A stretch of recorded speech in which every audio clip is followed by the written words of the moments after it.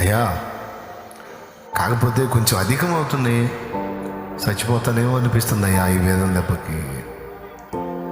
నువ్వు నాకు ఈ వేదన ఇవ్వటం నాకు ఇష్టమేలే, కానీ ఎందుకంటే నీ చేతిలో నలగొట్టబట్టం కంటే నాకు ఉత్తమమైంది ఏముంది?